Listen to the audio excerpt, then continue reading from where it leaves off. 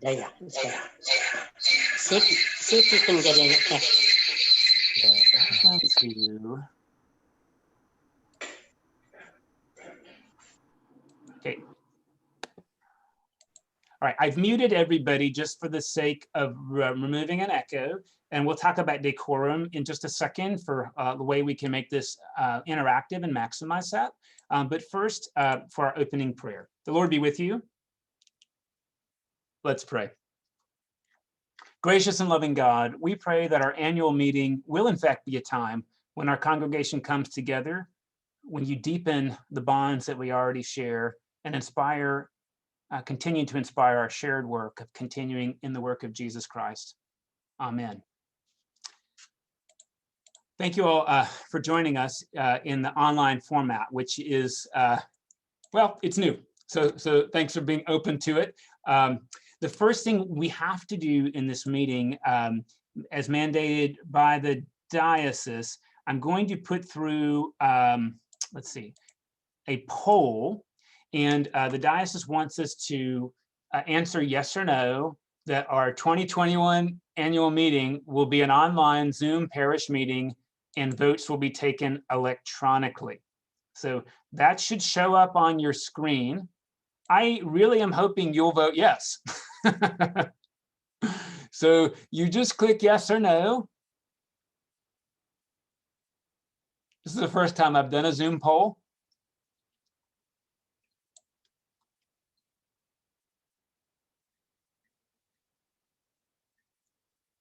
Is anybody not seeing the poll? If you're not seeing the poll, just unmute and chime in. Okay, we're all in. I'm very happy to announce that we approved that by 100%. So thank you all for doing that. And that's how we'll be doing the vote over our council delegates and our vestry members and our parish budget. The first thing that is really great for us to do, quite honestly, is to start with some Thanksgiving. And so there's a lot of Thanksgiving to share. Number one, thank you as a parish for honoring your pledge commitment in a difficult year. It was one less thing to worry about. Thank you for being faithful and generous. It made this really, really easy. Thank you for connecting with each other with phone calls, with emails, for being kind.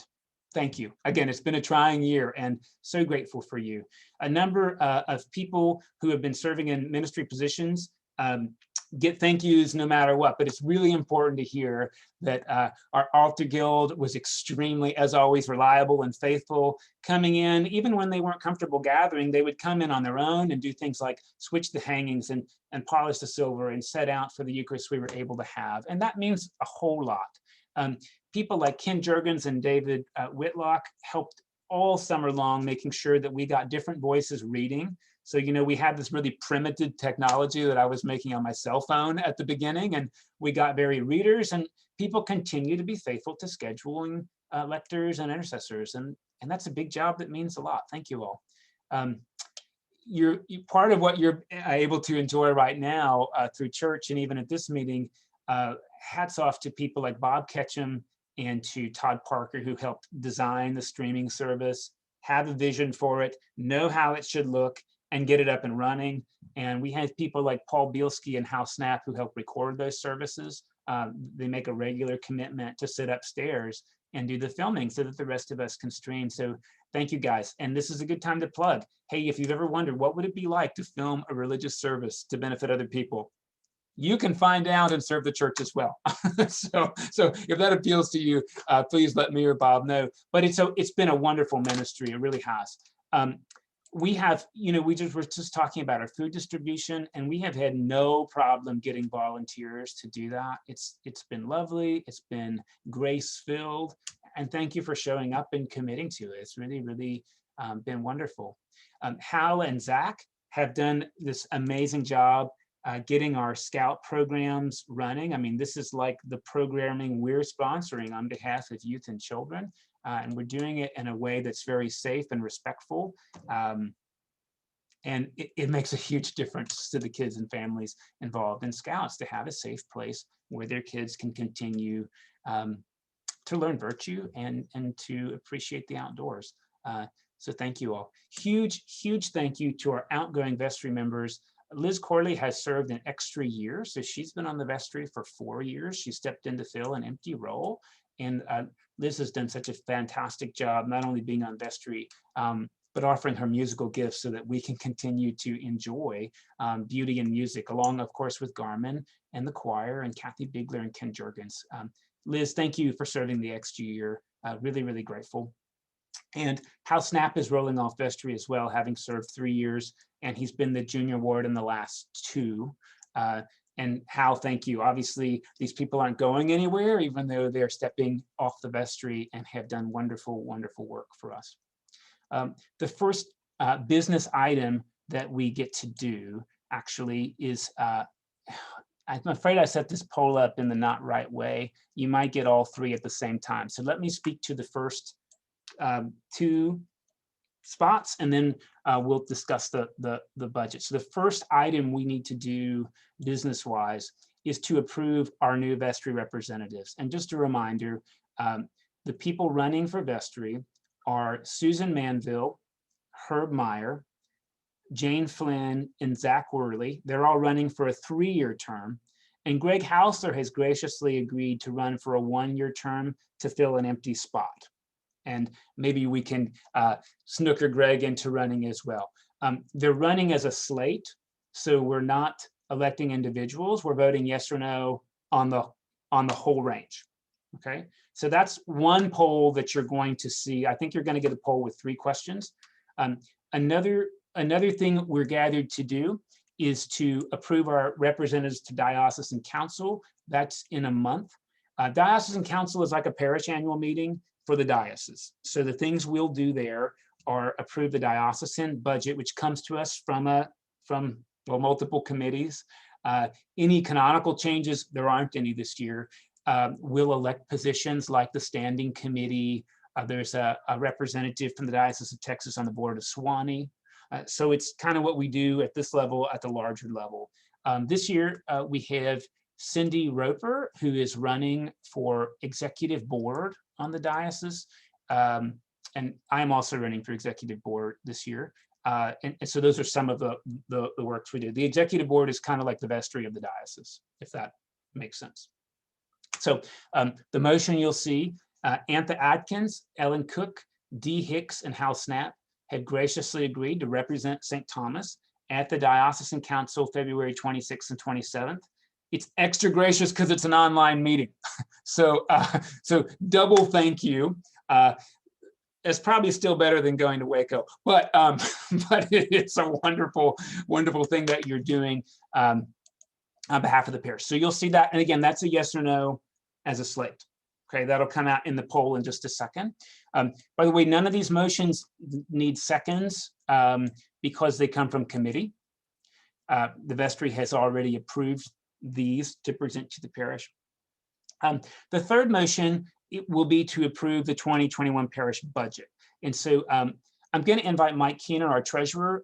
Mike, do you want to, you have to unmute yourself, but do you have any general comments? Do you want to speak to the parish budget first, and then we'll open up questions or comments you may have about the budget onto the floor here? Sure. First off, 2020 ended up very well. We ended up in a positive about 30,000. We were originally projecting a budget of 48,000 negative, which we knew we weren't going to be negative, but we ended up in great shape. Thank you to everybody for continuing their pledges. We got some help from the federal government with the PPP loan, and the diocese gave us a grant. I think it was around 12,000. So we had that last year. This year we're projecting basically a break-even budget. That we're gonna be a little bit positive, but not that much positive. That's mostly a little bit of uptick in revenue. We have pledges upticking a bit from last year, and we think we'll be back in the facility at some point. So we're pretty comfortable with a slight uptick. I think it's $6,000 or $8,000 uptick in revenue.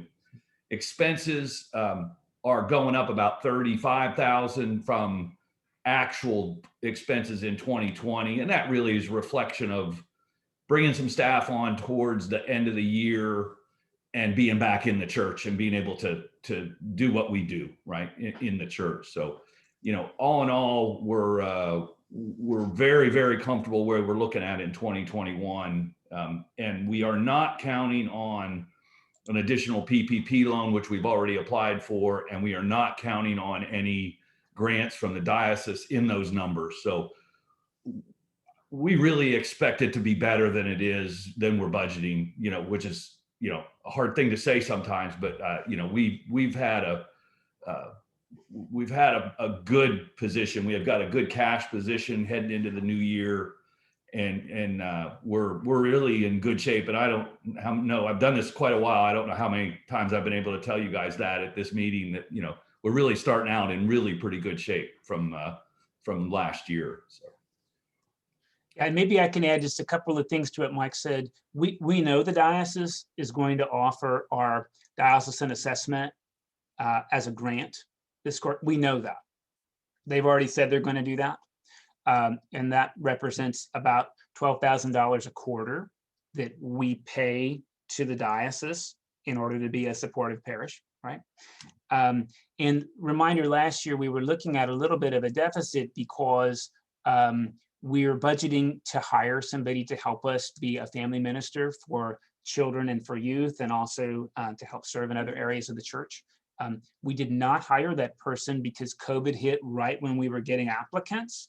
I think that was good that we did not hire at that time. And so we're kind of waiting until we have a job for that person to do, to hire them on. And that's the extra staffing that Mike mentioned. Just a reminder, we're really looking forward to doing that. We've had some great applicants. I hope they'll continue to want to be in the candidate pool when we're really able to open the job up by having meaningful work for them to do. One other thing I want to call your attention to in the budget is that we have budgeted to be a supporting parish of Lord of the Streets through our budget instead of through fundraising. Normally we've done that through the Fall Festival, and this year we've budgeted to just give them at least the minimum of $3,000 annually as a support through our budget. So part of the money that we get, about $51,000 we budget outside of ourselves to serving through the diocese, through our diocesan assessment, but also through Lord of the Streets. Do we have any questions about the annual budget? It got passed out, and feel free to unmute yourselves, or if you feel comfortable, more comfortable, you can also type into chat. Mike, this is Larry. Is the PPP loan a forgivable loan? The first one was forgiven, Larry, and all expectations are is that if we get a new one, it will also be forgiven. Okay.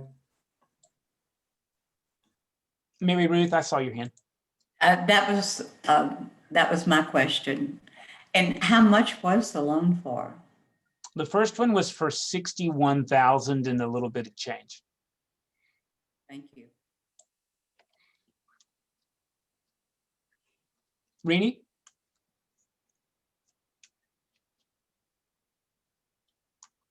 Can any of it, the PPE loan, go to the... You broke up. Rini, you broke up. Can any of the PPE loan, can it go to help the Nearly New Shop, like for rent? Not in round 2, but obviously the Nearly New Shop is a ministry of the church, and we're there to take care of, we're going to figure that out as a parish because we have to, right? I mean, we signed the lease as a church. So, we stand behind the Nearly New, and that's something we have to figure out. And it is a great reminder, Rini, I think, for people here that the Nearly New is always looking for extra volunteers. The shop is closed right now, mainly because our volunteers don't feel comfortable opening it. And that makes a lot of sense. But when we do get able to open, they need people who can serve even one day a month. But obviously we need people who can serve one day a week, or, there's really a lot of room, and it can be at your own availability. And the shop's open Tuesday through Saturday. So Rena, we're trying to figure that out, basically.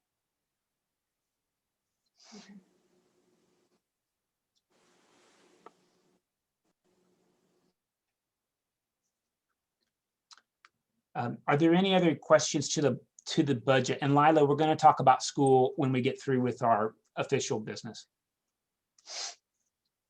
Alan. Yes. Are you going to be publishing the balance sheet so we can see a balance sheet that shows the church has no debt, which would be a very nice looking balance sheet? I think so. We do put our financials in almost every month, sometimes a week or two later, because I'm the one who does that and I just forget. But I'm trying to do it, and it shows up on the website, and you can sort of click the financials each month. And Okay. Sure enough, you're going to see in that budget, we're allocating no money to debt service because we have no debt. Right.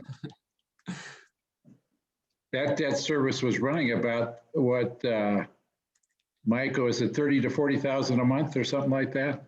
Not that high. 48,000 a year 5 years ago, and it's in the last 2 years it's continued to decrease as we've paid off principal balance. I think we were looking at, Alan, having to allocate 25,000 towards it in 2021 total per year in October, but then we paid it off. So, well, again, we're allocating no money to that. Which is a huge, obviously that's a big deal, right? When 5 years ago, when I first arrived, we were spending $4,500 a month towards debt service, which was a significant cost, right? Thank you.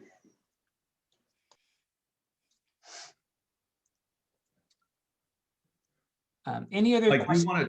you want to talk about capital campaign now, or you want to do that? Yeah, let's do that second, after we sort of talk about the annual budget and meet the business items, if that's fair. Okay. Any other questions to the budget? Okay, well then I'm going to present this poll that has 3 items that are all yes or no or abstention. Okay, vestry reps. It has also council reps and approval of the 2021 parish budget. So you'll see that on your screen now.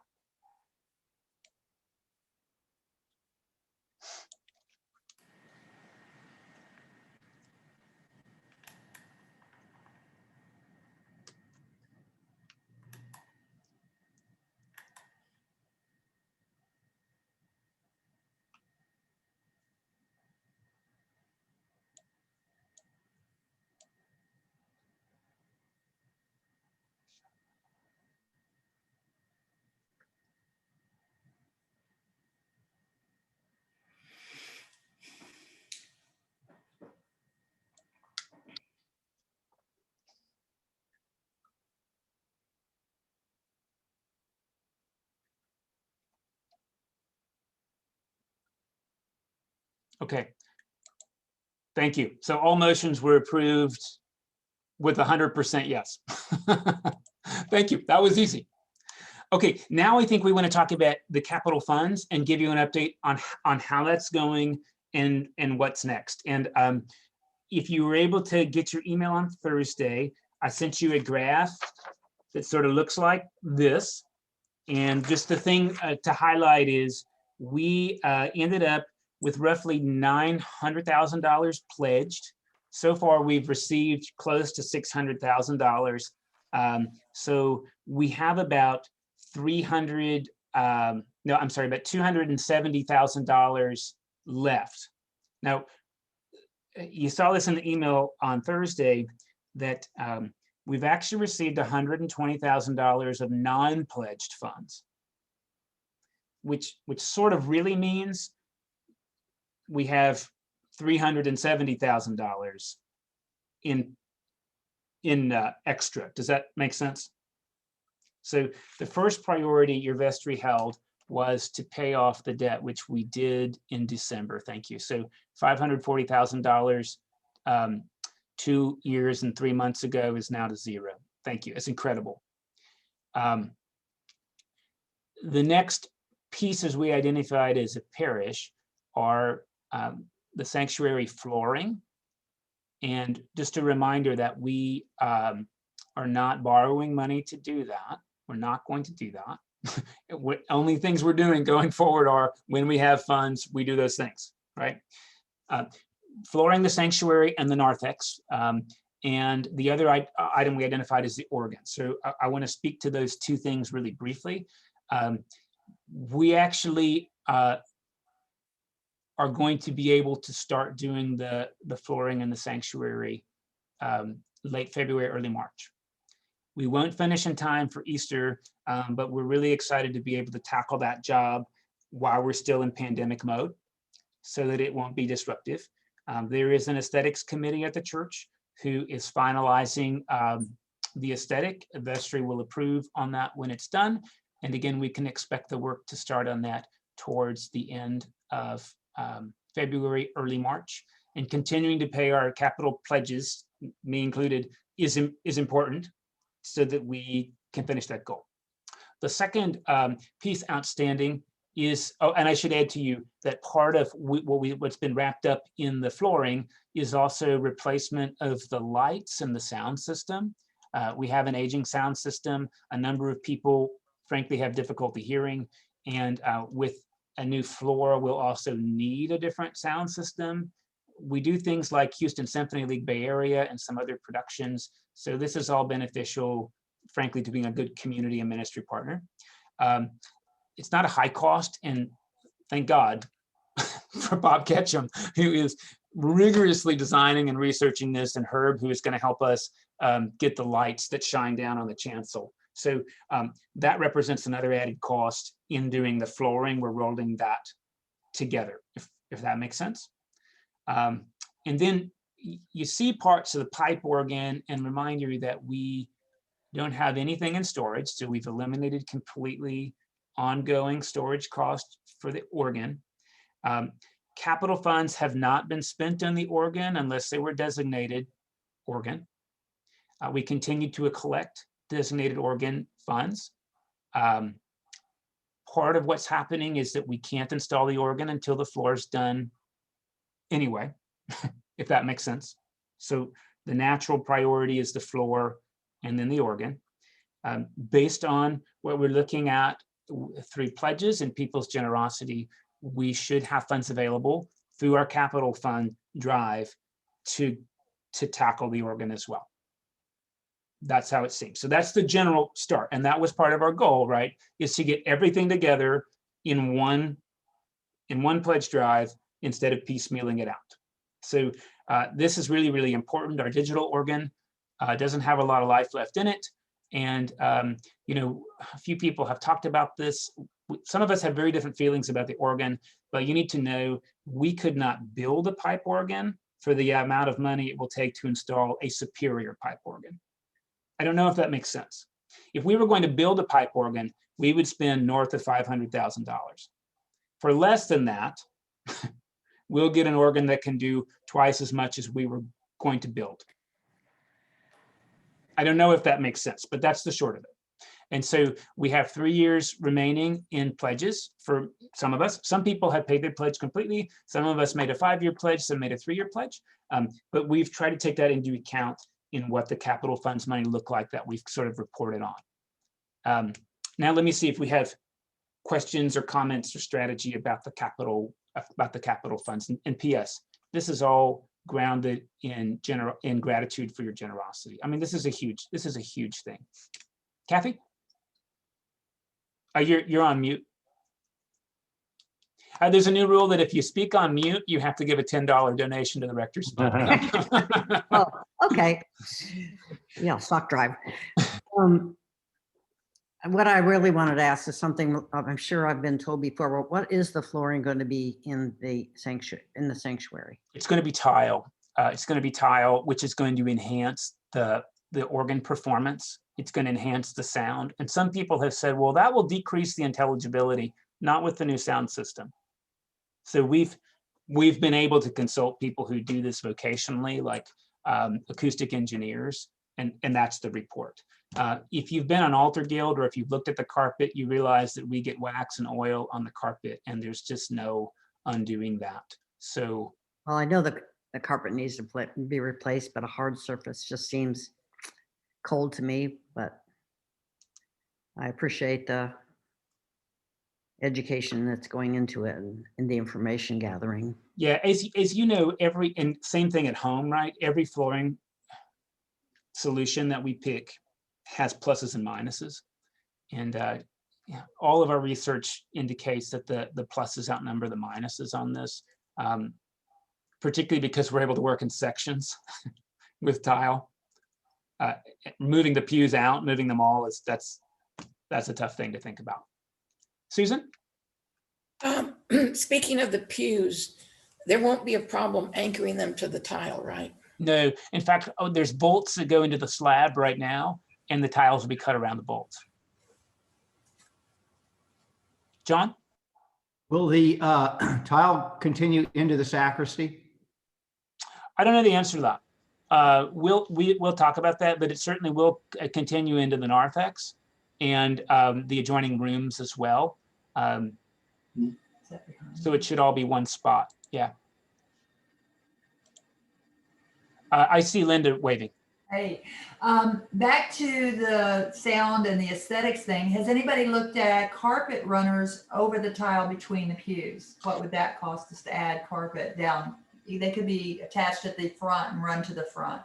Yeah, that's always something that we can add down the road, Linda, if we're, but the aesthetics committee is handling that. We do have a 5-person committee that the vestry has appointed to make a recommendation on behalf of the vestry. So those kinds of questions are absolutely being thought through and considered.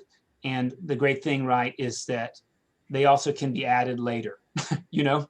Yeah, that's what I mean. You get.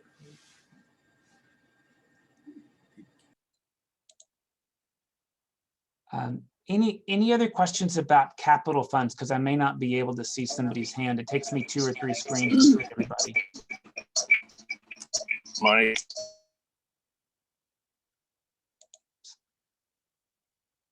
Ned, you might be on mute.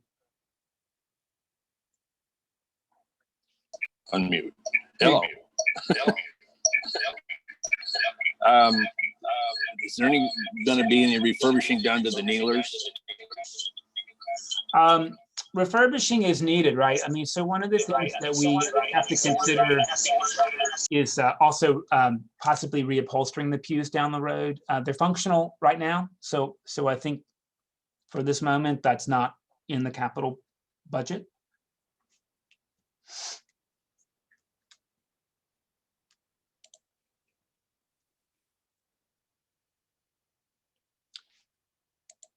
Any other questions about capital funds and goals upcoming?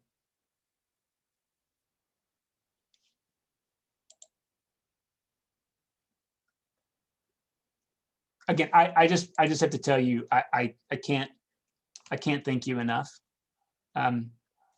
for being so openly generous with this and for being able to provide a debt-free budget and make some very significant, long overdue improvements in a building that, when we're not under COVID, gets used a lot. And from things like piano recitals to school chapel to Houston Symphony League. And I love that we share our facility, and it's really important that we take care of it so that we can continue to be a community center. So thank you for making this investment, both for us and for other people that we don't even know. Okay, we got a question about school, and love to give you an update on the school. Unfortunately, we have Lewis, who serves as school treasurer, Lewis Delgado, and Antha Atkins, who is on the school board and on the vestry as well. You know, we're a little bit hard hit with COVID. We lost some families, frankly, because they had other kids and they were homeschooling, so they decided to homeschool both their kids.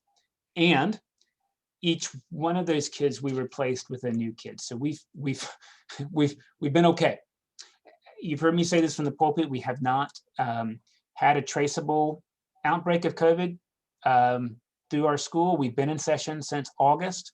And part of the reason we've done that is that our head of school is amazingly careful and thoughtful and offers things like travel policies, right? So if you go out of state, your kid can't come right back to class. You have to do some hybridized at-home learning before you reintegrate.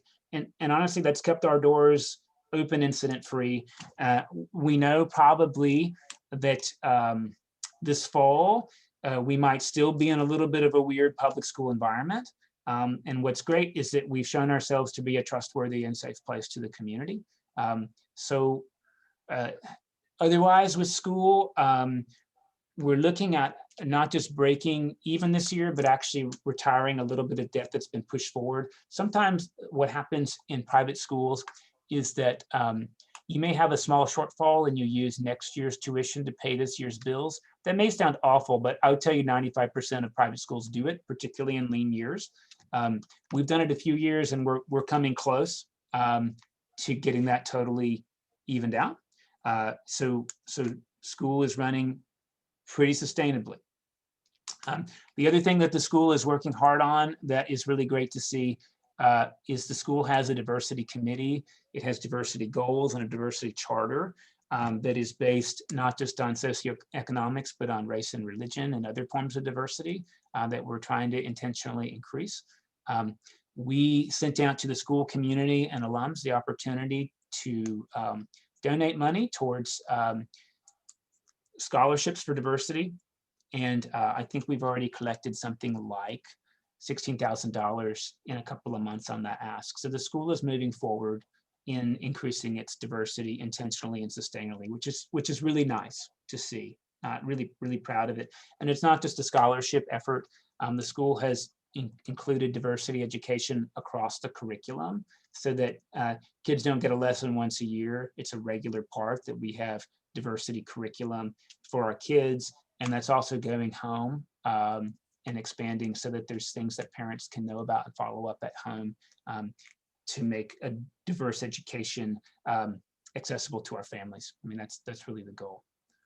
I don't know what else to say about the school. I really can't thank Luis Delgado enough because I think he's worked basically like 3/4 time as a volunteer, as a treasurer, and he's really straightened down our books. And Vicki Buxton has served as board chair for the last 2 years, and she's professionalized our board.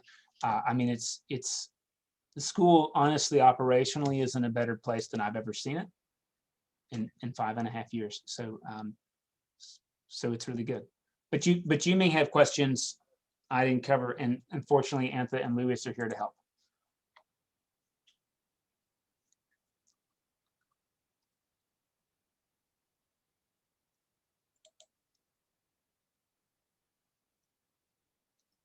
Maybe not at this time.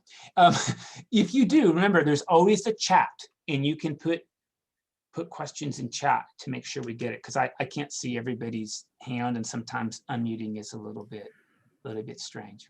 I do have a question about the school. Is there a target fund for diversity scholarships? What do you mean when you say target, Dave? In other words, can you give specifically for those types of scholarships? You can. Actually, we haven't sent the letter out to the parish because we're being sensitive. We don't want you to feel like you're over asked, but this is part of me advertising this opportunity. We have sent it out to school families and alums, and there's naming opportunities, which means, right, that if a family gets that, they'll know that they're getting the Carol and Judy scholarship, for example, and they'll send student work to donors so that you can stay involved and know what you're doing. Thank you. Yeah, it's like respectfully anonymous, if that makes sense. But yeah, there's that opportunity to do, and that's the one, Dave, that we've collected already $14,000 towards. That really, to be honest, allows 3 children to come, or it allows 1 child to come 3 years, if that makes sense.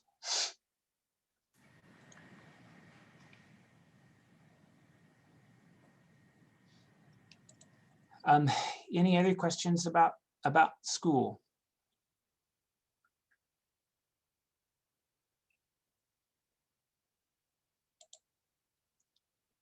Okay, we've already talked a little bit about one of our goals of being the having a family minister come on so that we can expand, frankly, the great work that our school and our scouting program is doing. And again, that position, like we talked about last year, we're just waiting for conditions, but we really hope that's happening this year. It's something that we need to be more effective. Youth mentorship and family mentorship. One of the things that COVID's made really, really difficult, obviously, is having gatherings possible physically for children and youth. And we all know that Zoom is really hard for children and youth. I mean, it is, especially to get something off the ground. So that's something we're looking forward to this fall. I'm really pleased to tell you. Oh, John, please. What exactly is a family minister? By that, what I mean is, are they ordained? Ordination is like maybe irrelevant, John. Really, a family minister is a minister in the church who has opportunity to do things like pastoral care and preaching, but has specific oversight of family, and that includes children, youth, young adults, right? And so it's not a youth director, it's a minister who has that target area. And by the way, it's going to sound strange because we haven't done it that way before. We tried it, and we've done this a couple of different ways over the years, but it's really helpful for people who, in a lot of ways, very few people honestly want to be a youth minister very long, because it can be very lonely work, just to be honest. However, being a regular program staff member of a parish with oversight of youth is actually really different, because it allows you to connect to the wider community. And it reminds you, hey, this isn't like a niche thing we do where we take teenagers away. Like the goal is to minister to their families and to them. And we've had applicants say that's exactly why I applied, because you're not hiring a youth director, you're hiring a family minister. So it was really great confirmation. John, the people could be confirmed. They could be an ordination track. We've talked about this honestly as a way that we can help people who are not sure whether they want to pursue holy orders, to have a job that pays them enough to have direct experience and good oversight in a generous parish and a loving community. And that's a gift to the world, right? I mean, it is. And it's a gift to people that they rarely get. In general, these positions don't pay very well. And we've put together like a salary you can live on, and also have your own family with, which creates sustainability. And that's part of why I'm really excited about it, along with, I think with the vestry. So we all voted on it.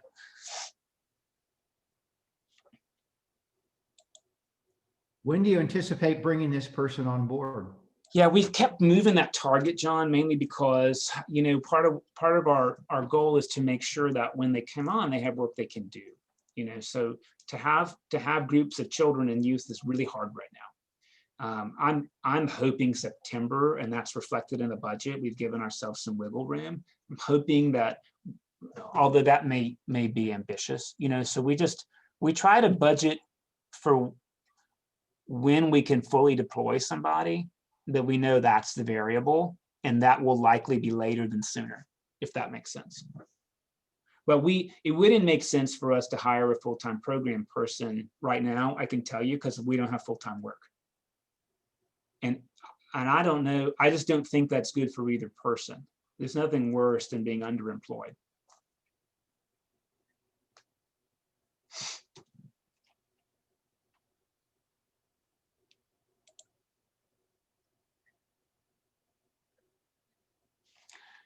Okay, let me move on and give a huge thanks to Garmin. You may not realize this, but sometimes when you hear a recording on Sunday morning, that's our choir. And it takes a tremendous amount of creativity and patience to take people who have independently sung apart and weave that together in software. And Garmin consistently does that, gets us music at 10:30, has stepped in to play the organ and the piano so that we aren't paying an extra person to play the organ and the piano. And so Garmin has been such a wonderful steward of our resources and kept some beauty and kept our choir connected, because if you've ever been in a choir, being able to sing together is really meaningful community forming time. So Garmin, thank you for being, really a gift to this community. And that's what we're going to continue. We did choral scholars are something we've really enjoyed, and we don't have them now because we can't have a choir. So that's something we'll continue to look at. Right now the bishop has been pretty clear about how many people can sing in a church service. And of course, we can't sing in the pews. We have to go outside to do that. So that's where we are.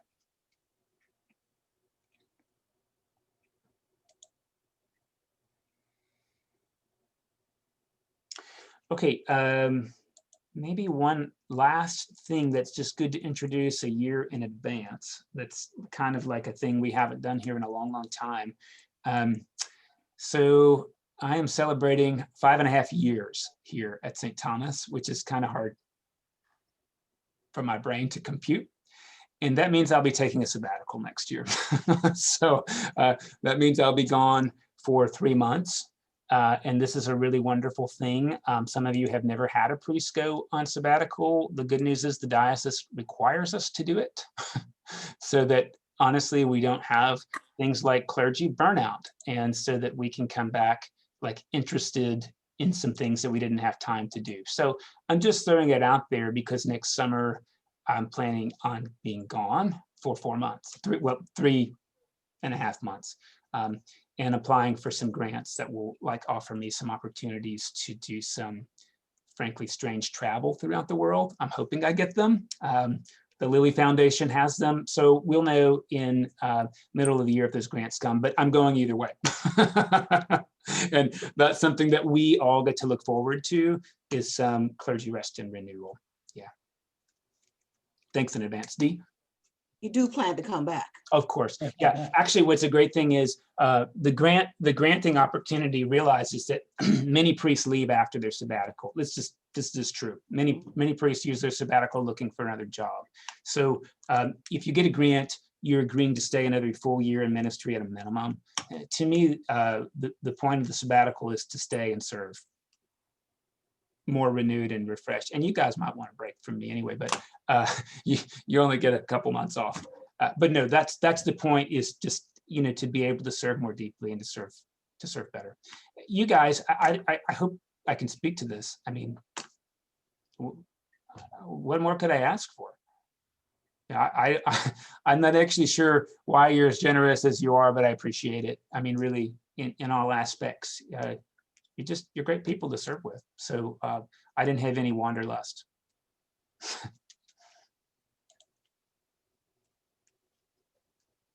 Okay, now's the time where we can open the floor up so that we can hear. I guess the other thing to toss down is Andy Doyle will be coming May the 2nd, unless there's some weird thing happens, but I don't think so. He'll be coming May 2nd. So we'll be celebrating confirmation on May the 2nd, and it'll be nice to see Andy. It's been 5.5 years since he was here, so it'll be great to have Andy here in May. Susan. I just want to say thank you for your ministry to us over these last 5.5 years. I feel refreshed and renewed all the time by what you say and what you do and what you lead us to do. So thank you. Thank you. Thank you. Hear, hear. Yeah, and by the way, Mike Keener gets a prize for having been treasurer in more consecutive years than most other treasurers. Mike is going to serve as our treasurer again this year, and this will be year 7. Yeah, thank you. It's incredible to have that kind of continuity in a treasurer. It's a gift.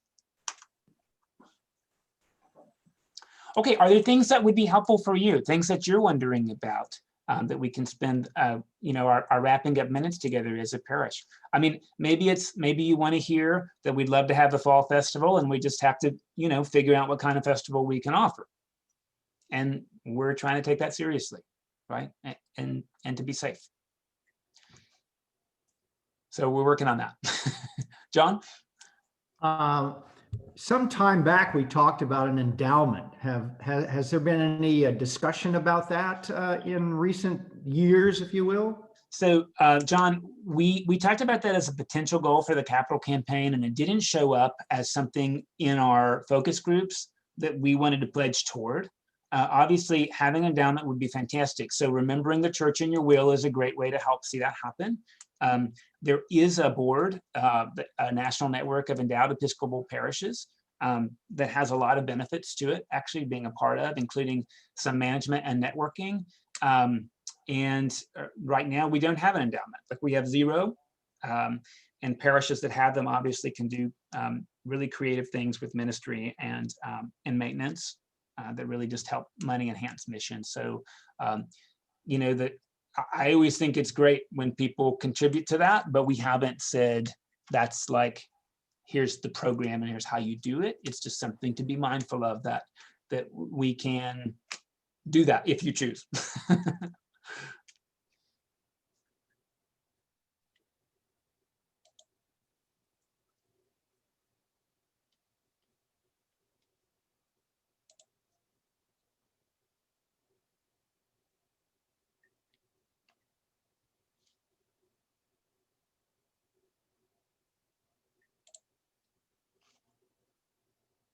Okay, well, I want to tell you one other goal I have for the year that's maybe a little bit ambitious, and then maybe wrap our time up together. And I hope you know I'm always here. And if I don't know to call you, call me so that I know, because it's a privilege to walk with you how I can. What I really like to do is figure out a way that I can spend some time with each one of you in Lent or Easter. And so I'd like to invite myself over to your home, or I'd like to invite you to join me in a park or an office setting. I'm very happy to be masked and socially distanced. But I would just like time with each one of you in the next few months as your priest, to connect with you and your family, to hear more of your story. I'm not saying this because you've got a problem that I want to straighten out. One of the hard things about not being able to see each other each week is not being able to gather some time. So you'll see this in an email, but what I would like to do is invite myself to have time with you. Maybe 30 minutes to an hour, and just to talk and to get to know you better as your clergy person. So I'll try to figure out how we sign up for that. But I would love to do that, which with each and every one of you on the screen, and people who aren't on the screen as well. So when you see that, please take me up on it. You don't need to like bake cookies or anything. I'm really hard to cook for because I have this strange diet, but I really am just looking forward to time with you, and I'd be happy to host you in my home as well, the church office, outside, a place where you feel comfortable and us following safety protocol, again, just so that we can have time together and do the community that we I sent that. it's kept us together. Yeah. Kathy? I just want to say Mike's a great guest. So it's fun to have Mike over. It's fun to have the whole family. I enjoyed the whole family. So Thanks, Kathy. yeah. Yeah. Well, you're all generous hosts. So again, it's not about getting stuff from you, just your time. Just your time.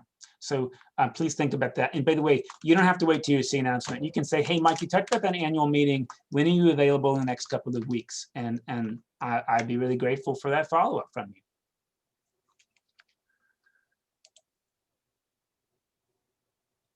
Okay. I don't mind driving. I have a car. Thanks, so Lewis and Kathy. Listen, if you have further questions, email or call. But again, I cannot say enough how grateful I am to serve with you. You've been wonderful to my family. You're making a huge difference in this community with the kind of people that you are and the generosity you regularly embody. So thank you. I am going to ask if there's a motion to conclude our annual meeting. I see a motion from Mike Keener. Is there a second? I see Antha Adkins. Shoot, I should have made a poll. Just raise your hand, all in favor. Okay, I think the ayes have it based on my screen. By the way, I do home blessings too, and I'm happy to wrap that into a visit. Okay, thank you. Annual meeting 2021 is closed, and I look forward to worshiping with you and serving with you this year. Thanks, Mike. Thanks, Mike. Stay safe, everybody. Thanks, Mike. You too. Thank you.